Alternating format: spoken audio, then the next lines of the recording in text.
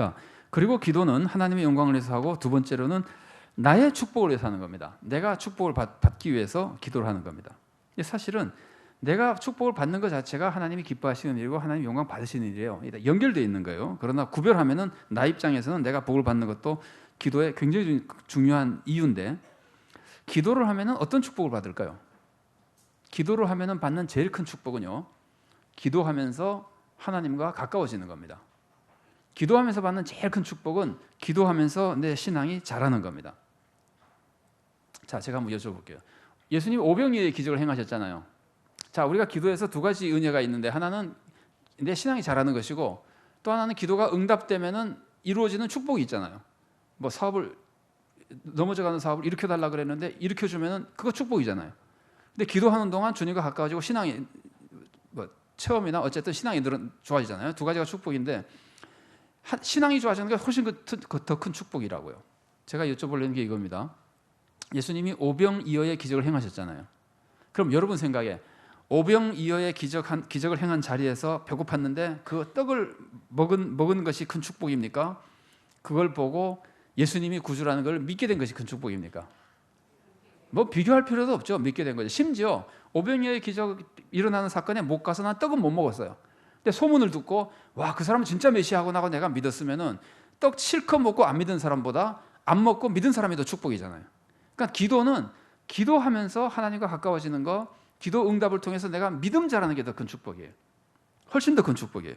거기서 제가 쓴 것이 체험적 신앙이라는, 이게 큰 축복이고, 그 아래 것도 축복이 아닌 건 아닙니다. 기도 응답으로 인해서 삶에 하나님의 축복이 임하는 것.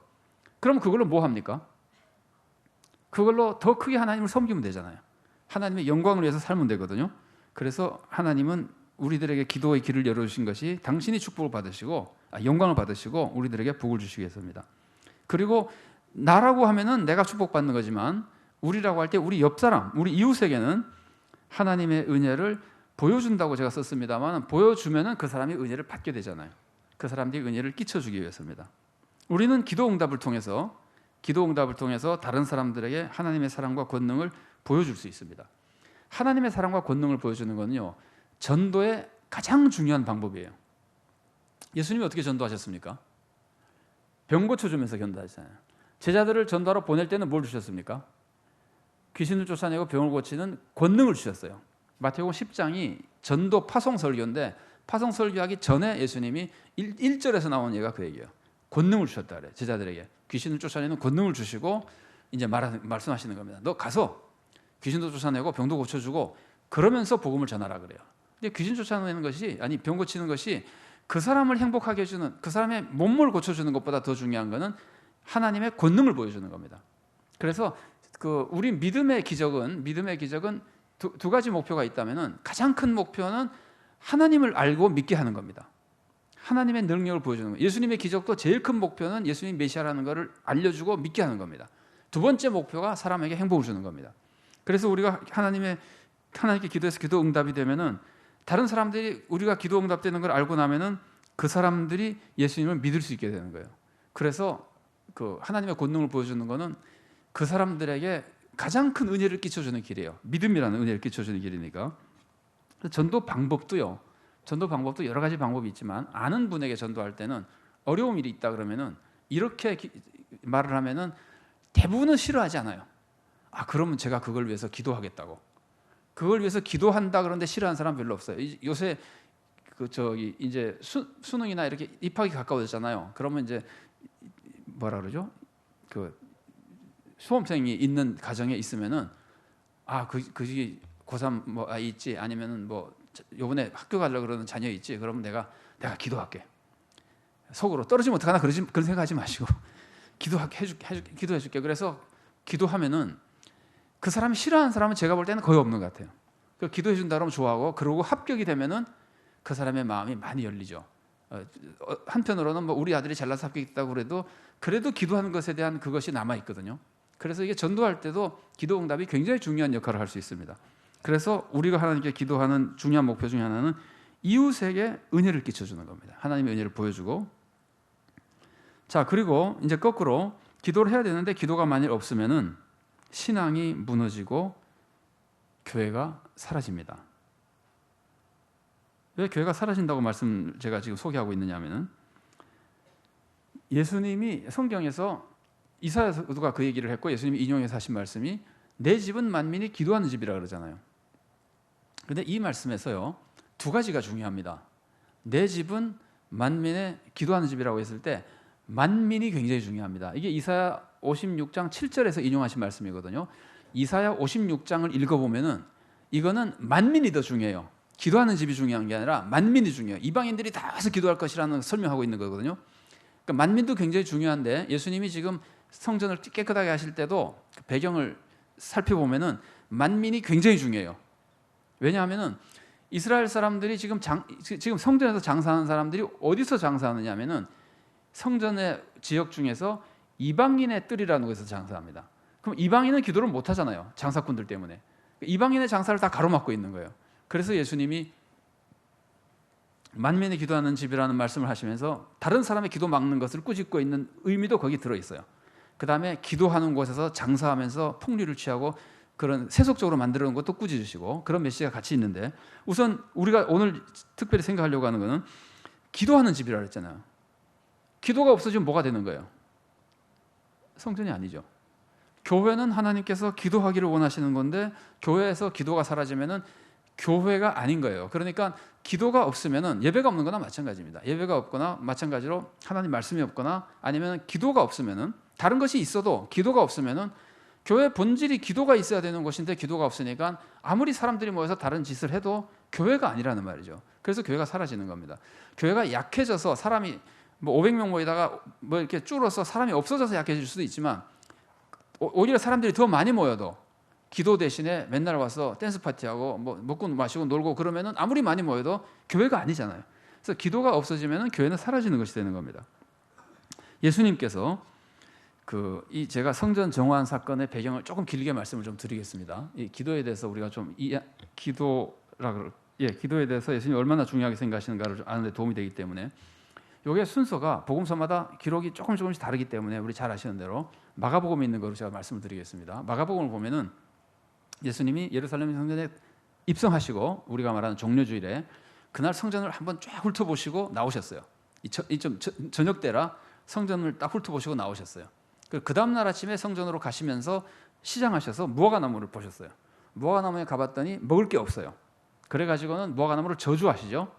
저주하시고 나서 성전에 들어가셨어요. 성전에 들어가셔서 바로 장사하는 사람들 쫓아내십니다. 예수님은 그 전날 와서 뭘 보셨을까요? 종려주일에 와서 장사하는 사람들 다 봤겠죠.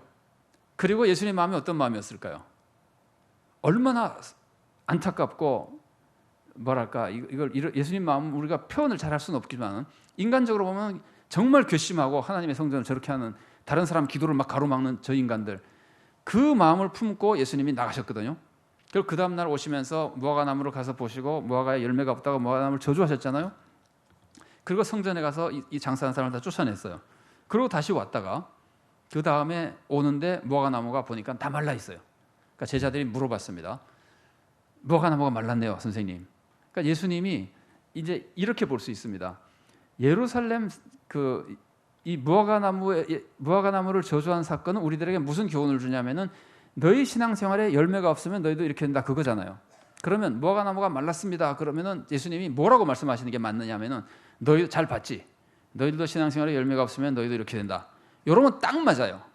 딱 맞는데 제가 언젠가 말씀드린 적이 있습니다만 성경은 우리 논리와 조금 안 맞을 때가 놀라운 메시지가 있는 거예요. 거기에 그 성경 쓴 사람이 바보라서 그렇게 쓴 게 아닙니다. 감동을 받아서 그렇게 쓴 겁니다. 예수님은 그렇게 말씀하지 않으시고 기도해라. 믿고 기도하면은 산도 막 옮긴다. 굉장한 기도에 대한 교훈을 주세요. 그러면은 이 무화과나무와 성전이 지금 비교되고 있는 거예요. 무화과나무에 열매가 없어서 예수님이 저주하셨잖아요.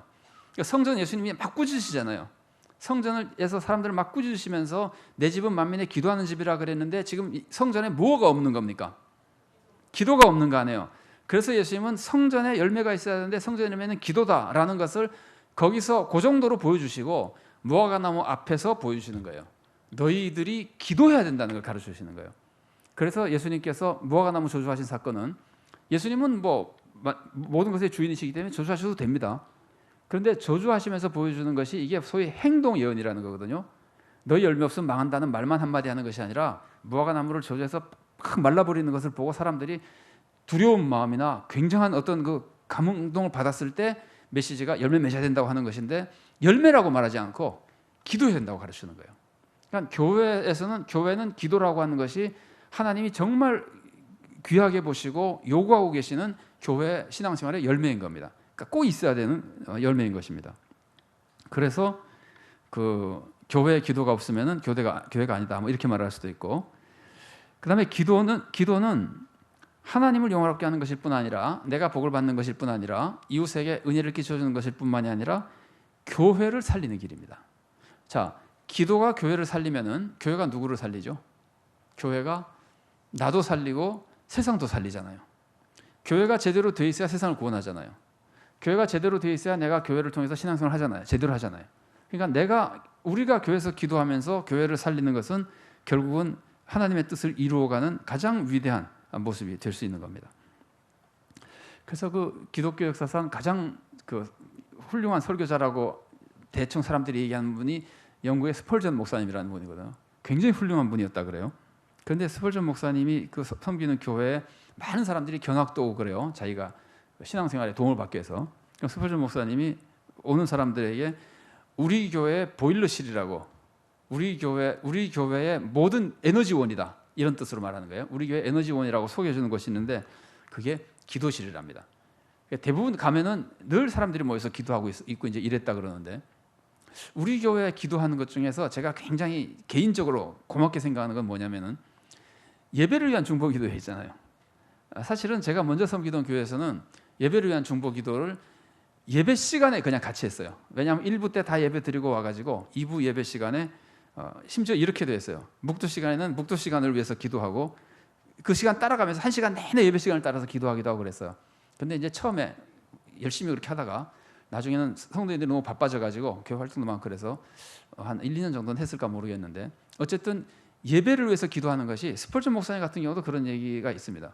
그분이 설교할 때마다 그 예배에 그 뭐랄까요, 하나님의 역사가 일어나도록 뒤에서 기도하는 분들이 많이 있었다. 이거는 달리 말하면 이런 것하고 비슷합니다. 여호수아가 아말렉과 싸우러 나갔을 때 여호수아가 이긴 것은 모세가 기도했을 때잖아요. 손을 들었다고 돼 있습니다. 손을 들었을 때잖아요. 여호수아가 잘 싸울 때가 아니라. 그래서 기도라고 하는 것은 교회에 그 말할 수 없이 큰 그 뭐랄까요, 에너지원이라 그럴까? 물론 모든 것은 하나님이 하시는 거지만 하나님이 그 방법을 그게 하나님의 방법이기 때문에 우리가 하나님을 섬기려면 하나님 방법으로 섬겨야 될 거 아니에요. 그래서 기도가 그렇게 중요한 겁니다. 하나님의 방법이시기 때문에. 제가 이 만민이 기도하는 것 때문에 우리가 기도에서 나오니까 만민이 기도하는 집이라는 것과 관련해서 한 가지만 한번 소개를 해드려 볼게요. 다른 사람 기도를 방해하면 안 되잖아요. 근데 다른 사람 기도를 방해하는 거에 그 묘한 모습 중에 하나가 뭐냐면은 큰 소리로 기도하는 거예요. 그러니까 모든 성도가 다 같이 큰 소리로 기도해야 될 때가 있습니다.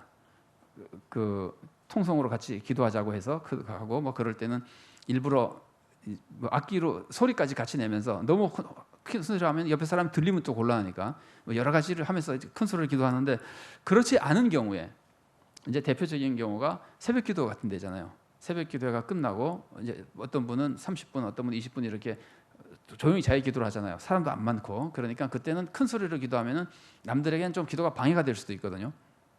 근데 제가 왜 묘하다 그러냐면은, 제가 아는 분 한 분이 우리 교단 분인데 동네 그 기도하고 싶은데 기도할 때가 마땅히 없어가지고 그 동네에 있는 다른 교단 교회에 가서 새벽 기도를 했어요.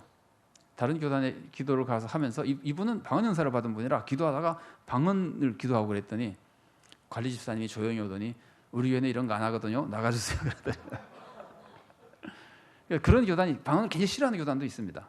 특히 그 교회가 그랬는지 모르겠는데, 그래서 이 사람은 기도도 못하고 이제 쫓겨난 거예요. 그러니까 큰 소리로 기도하면 큰 소리로 기도했기 때문에 쫓겨날 수도 있고, 또 큰 소리로 기도하는 사람이 기도하고 싶은 사람을 다 기도 못하게 막 정신 혼란스럽게 만들 수도 있어요. 그러니까 그런 것들이 우리들이 좀 신경 써야 될 문제예요. 기도를 하되 어떻게 교회의 덕을 세우면서 기도할 것인가 하는 것도 우리가 좀 관심을 가질 필요는 있어요.